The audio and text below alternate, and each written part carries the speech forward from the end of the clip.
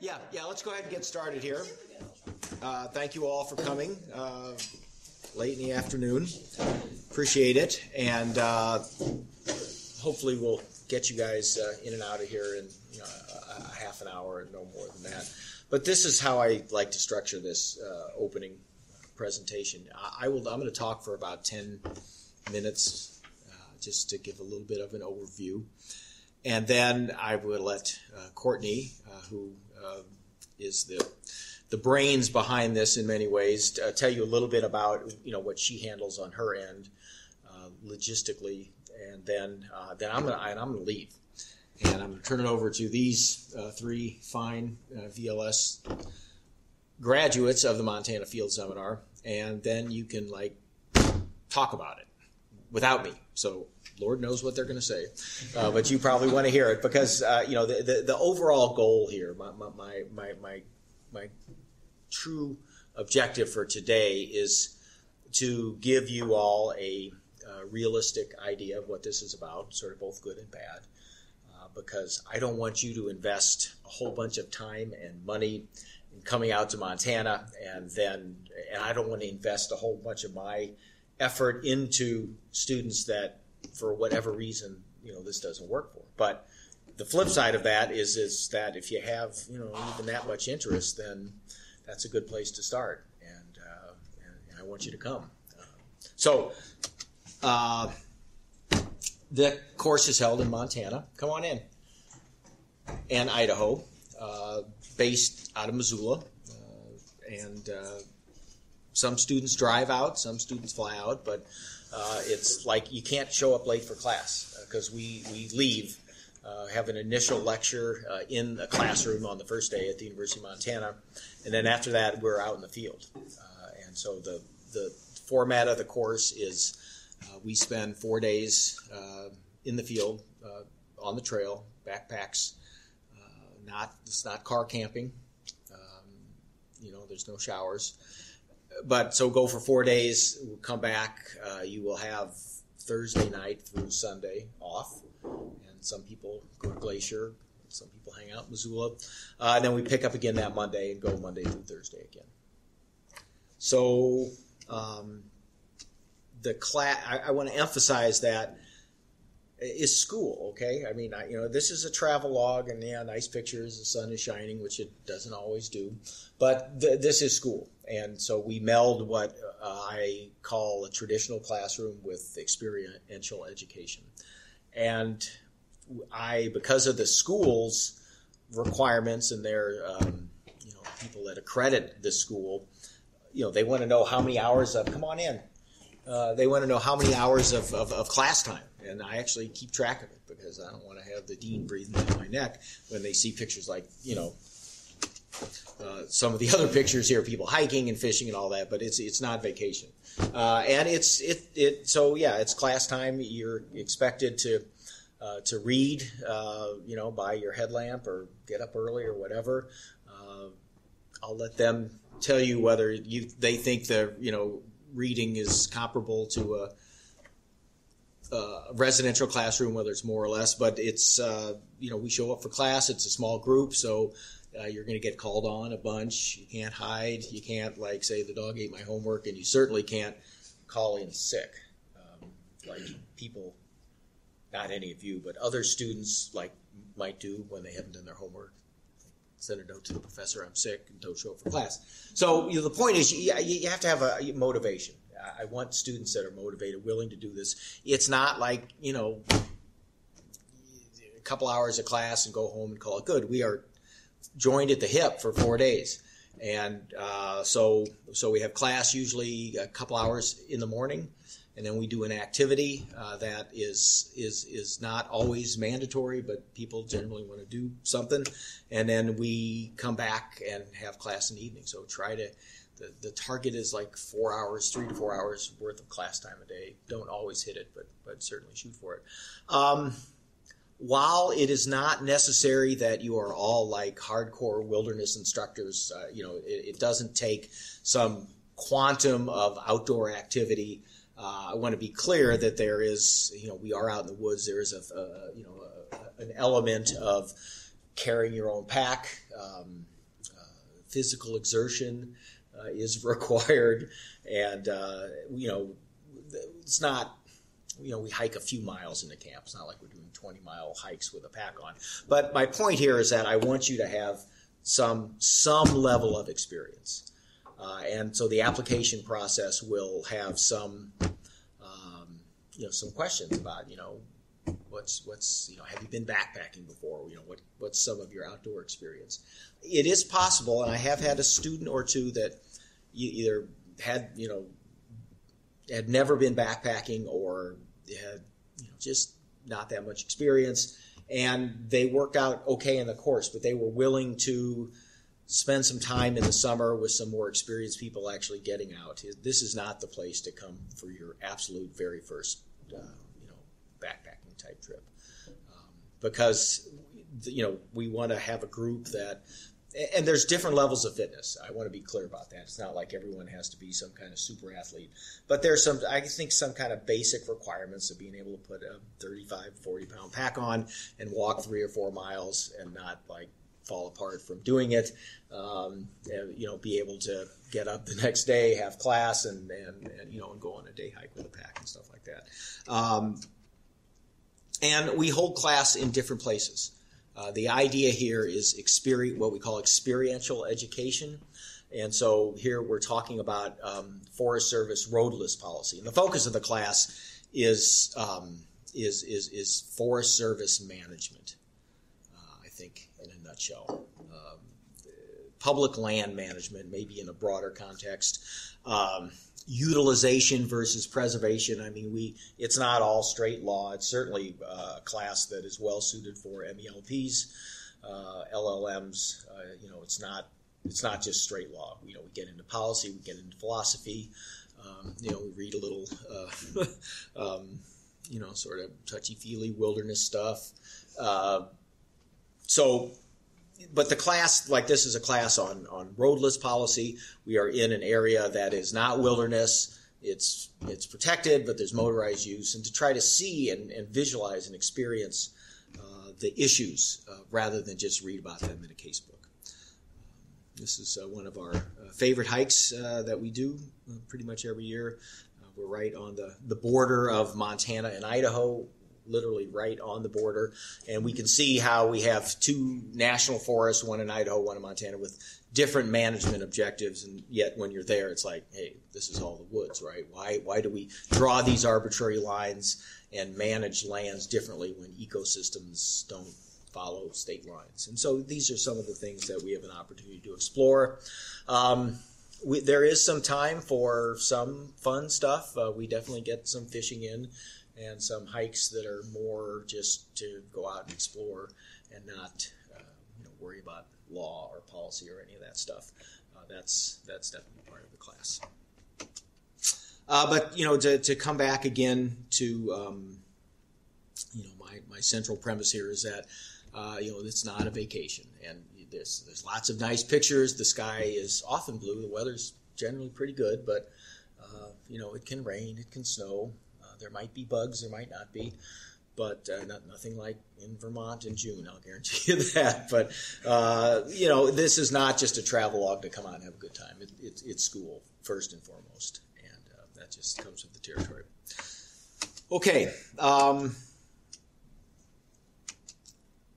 So the last thing I want to say is this is 2 summers ago, the group, and I really expect that people will learn to work together and cooperate. There's a group dynamic that makes the class, I think, a really positive experience. It involves learning to work together, drawing on each other's strengths, and working with each other's weaknesses. Like I said, everyone will bring something to the class. Some people will be able to carry 80 pounds on their back. But someone else, might need to dump some of their weight because their knee is hurt, but might just really make an incredible meal over a campfire, And so we share each other's strengths and we work together. That's a big component of this. So other than that, I just want to say a couple of things. There is a final. that is a fairly traditional law school. It's take home. You have like 3 weeks to do it, 2.5 weeks, something like that. And the other component of the grade is an in-class presentation. It's about 20% of your grade. I'll maybe send or give you access to a syllabus so you can get a feel if you're interested in a little more about those assignments.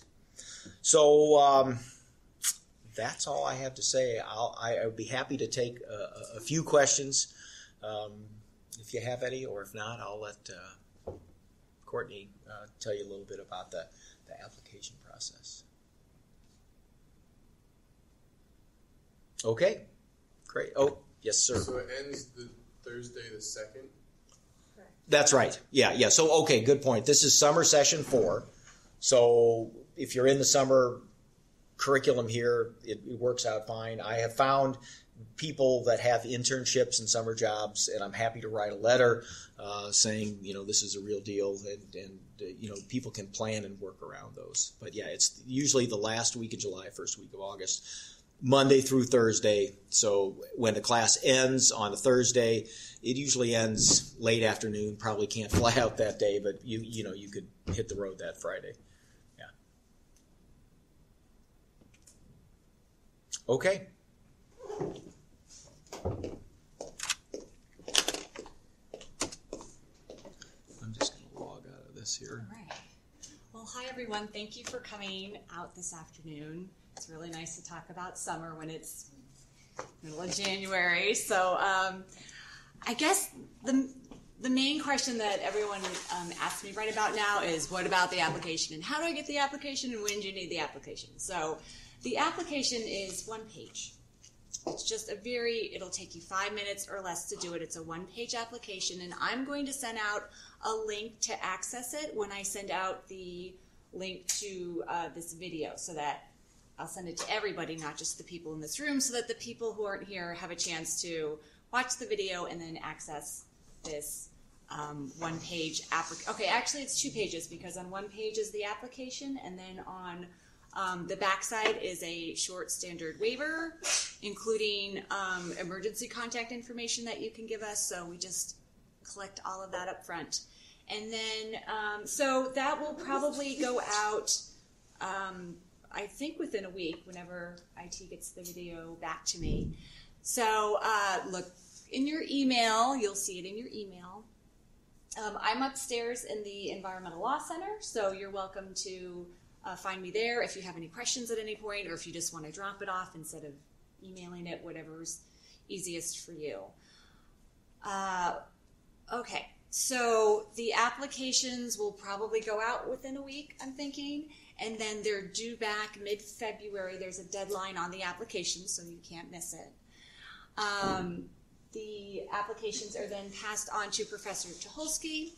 When he makes his decisions, I will let everybody know who has applied for this class, whether you are in, or if you're waitlisted, or if you're not in. So I will let you know what your status will be. For those of you who are accepted into the class, I will email you that, and then what will happen is I will send the names of the people who have been accepted over to the business office. And what the business office does is they put down a charge of $125 to your account, and that is a deposit that will ultimately be applied to the cost of your course. It's not extra.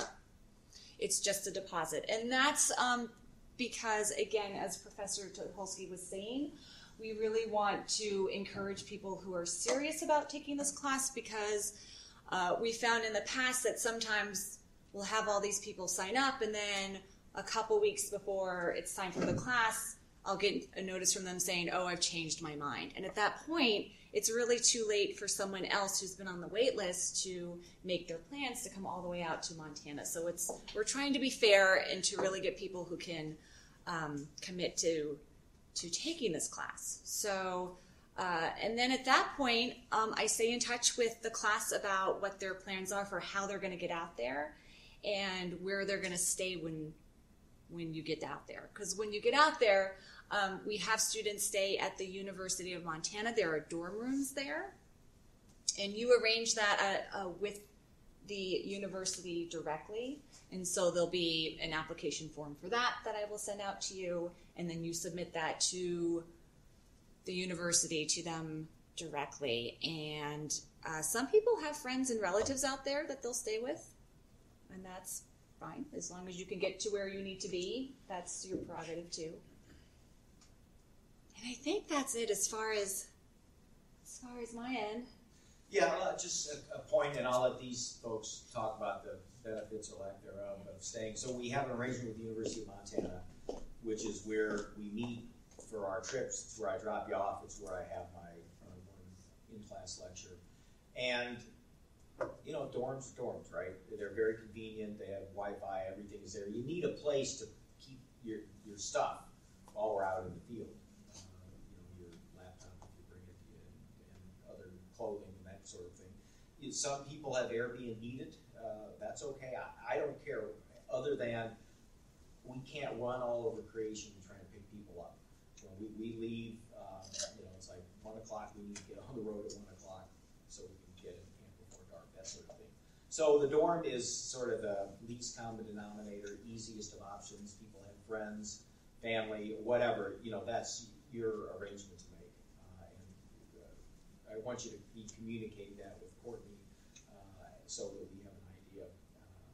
And the other thing I'll say about it really is unfortunate. I mean, sometimes something happens and someone can't come, and I totally get that. But I have had people sort of hold a slot, or more than one person, and then bail at the last minute. And the problem is that there are usually more qualified applicants than there are places. You have to make some hard choices. It's really unfortunate when someone does that to keep someone else from going, because by June or July, many you guys have your plans set. You're not going to be able to switch gears. And so I just really want to just encourage your own sort of self-integrity in the process. If you're interested in coming, great. If you say, well, it's like 50-50 or less, then let us know that when you're applying.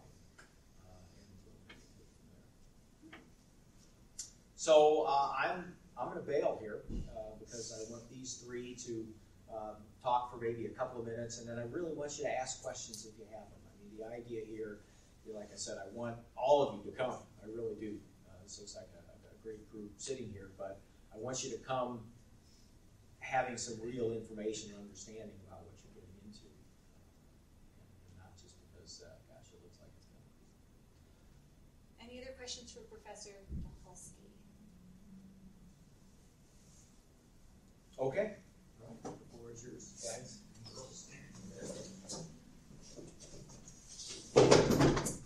Why don't we have you folks come up front and introduce yourselves and maybe talk a little bit about some of your impressions of the course, what it was like for you, highlights, lowlights, and then we can take any and all questions.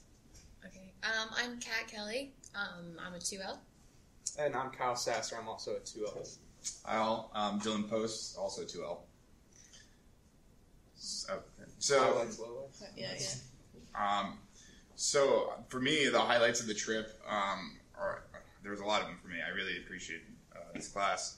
The first thing I really enjoyed was kind of having this true application of law in practice kind of feeling, and seeing how agency decisions based on force management are done on the ground, and actually being there in the ecosystem that we're talking about, or with these different issues, and kind of seeing how those are applied. Do you want me to just keep going through it? Get in whenever you want to, yeah. Obviously, I really love the outdoors, and I really enjoyed hiking and backpacking in Idaho and Montana, and kind of me and Kyle made a whole trip out of it, and made it into a couple other states in the tail end.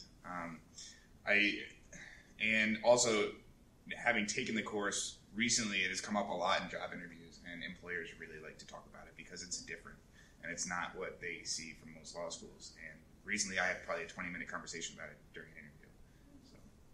Yeah, so I think as far as highlights go, it was definitely my hands down favorite experience in law school so far. One big benefit I would say is I'm just a JD, so this was my first kind of statutory, more master's-like course, and it was nice to get exposed to that and like how you pick things up. And I'm personally interested in public lands management, so it was right in that area of interest, and like Dylan said, has come up in multiple job interviews, and I think both of us actually ended up writing our journal notes based on like public lands issues after having taken the course. And yeah, it's always nice to get outside and be learning in the field and, you know, seeing the practical implications of what you're studying. As far as lowlights go, I think the only thing that I would have done different would have been logistically. He and I drove out there under the impression that the final was going to be due on Labor Day. And then it ended up being due, I think, like August 18th. So we had about 11 days to get back and try to explore and do it. And that was a little tight. So any advice that I would have would just be to like make sure you get the logistics nailed down before you like, go out there and figure out when the final is going to be and stuff like that.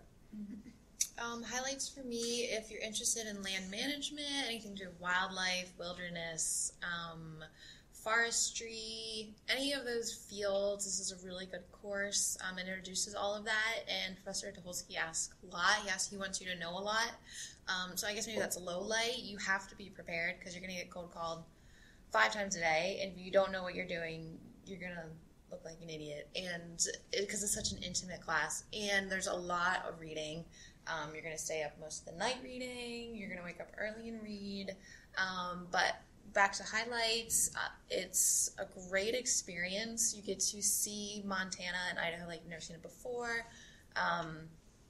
If you have a good group, it's a lot of fun. And like he said, it's 2 weeks, and it's one of those things that you have to be committed to, because when you're out there and you don't want to do it anymore, there's no turning around and walking home.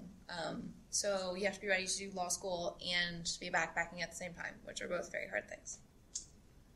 I'll add just one last one, if that's all right. Also, what really I liked about this course is the statutes that you deal with.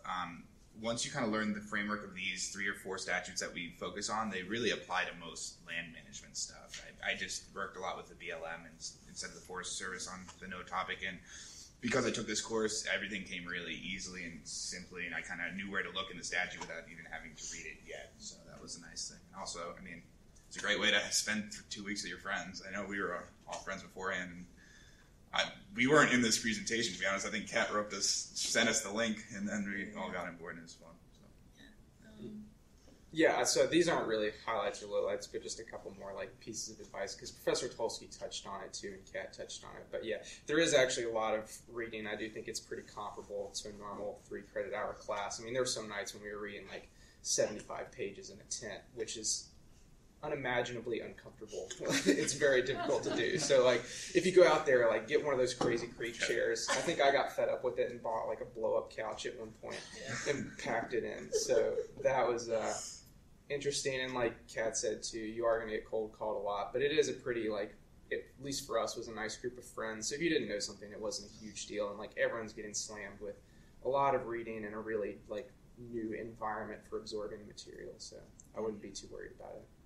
Does anyone have any questions? Yeah. What was the out-of-pocket cost for you guys? So if you're not a master's student and you're not an AJD, I believe, there is no credit. Like you can't count it for your traditional. If you're not fully enrolled in the summer and you just take the course, you pay for the course either out of pocket or with taking on another loan.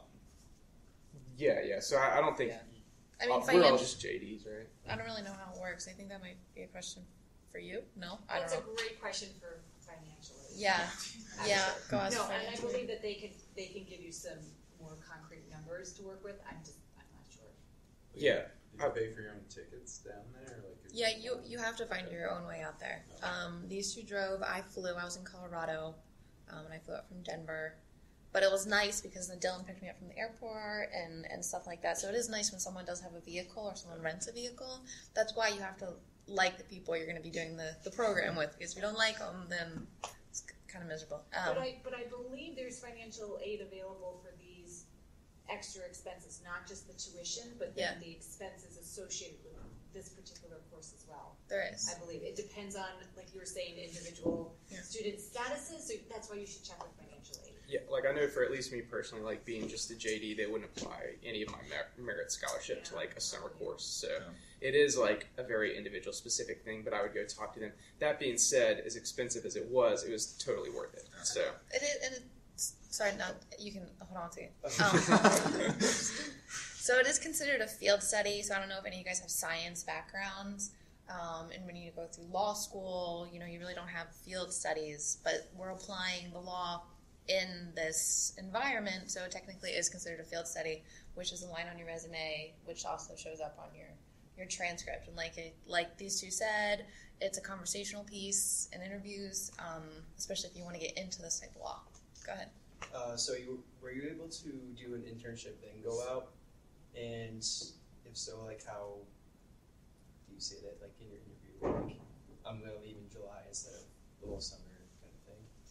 I think Kat and I are actually like good to talk to for two different reasons. Because for me, it was really easy. I did a nonprofit internship for the summer, so obviously they're like, in Vermont. So they're like, take as much time as you want, as long as you meet your hours, we're fine with whatever. Whereas I think logistically, it was more tough for you doing a government job. So that's something you would want to talk to your employer about early on.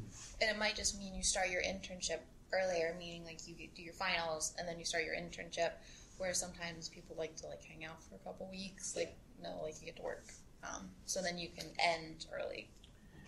And just to go back on the expense, one benefit of the course that I didn't realize when I signed up for it is that it affords you the ability to set up your next semester as you really would like, because you have these 3 credits. So for me, I was on a journal and I was going through appellate advocacy, and those are, for me, were my 2 biggest priorities. So I had a little bit lax course load because I had taken those 3 credits over the summer. Yeah, fall of 2 a year. So it does give you that 3 credit wiggle room, which is nice. Yeah?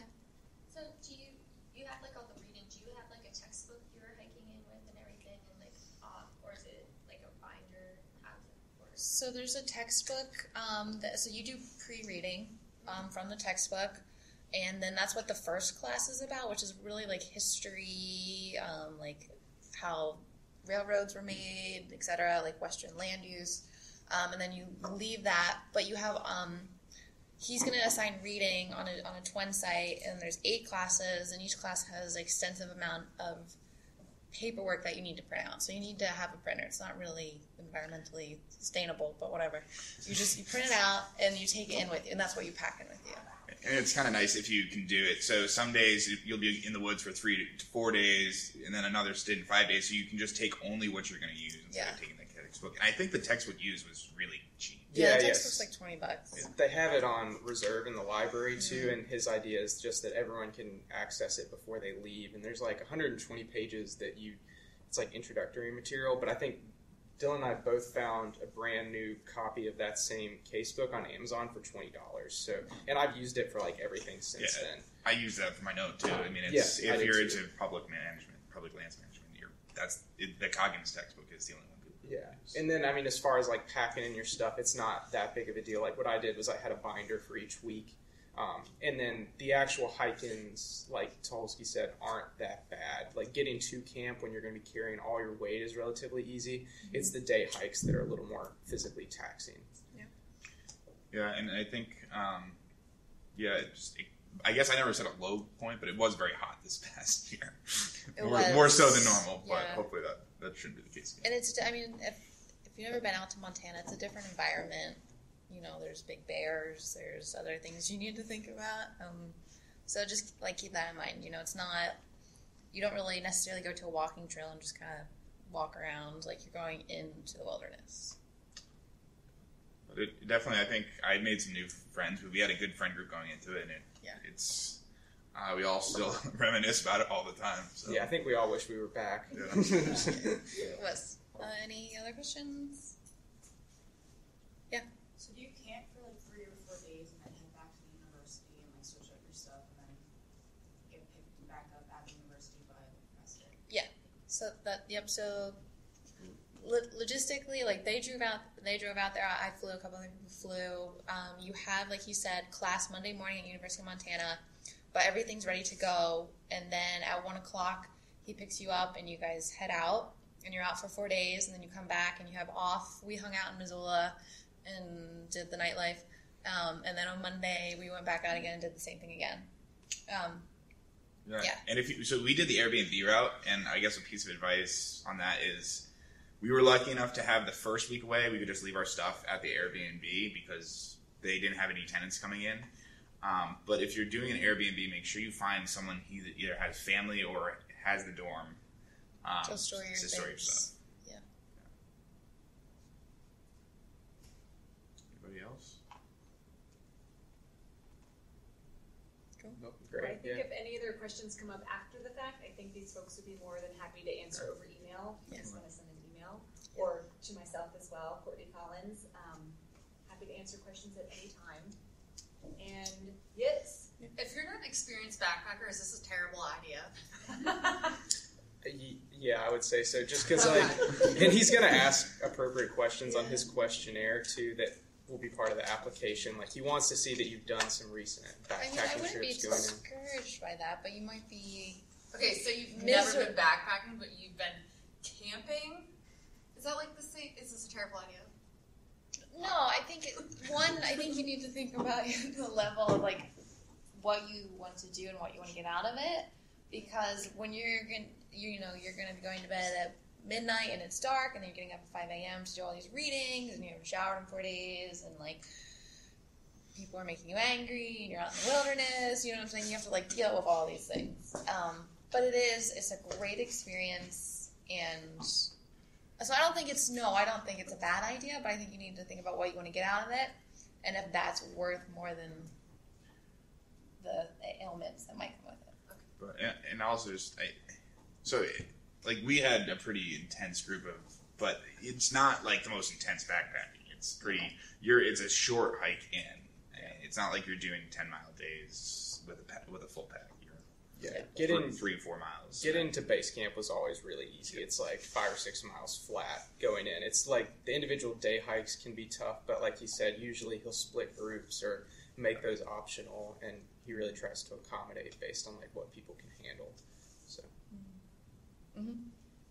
You mentioned that things about like cooking dinner. So do you guys do communal meals, or like, because you usually backpacking, I just bring my own food. So like, is it still that, or do you like, make food together? A lot of people do their own things. Me and Dylan shared, meaning he carried all of our food. Yeah.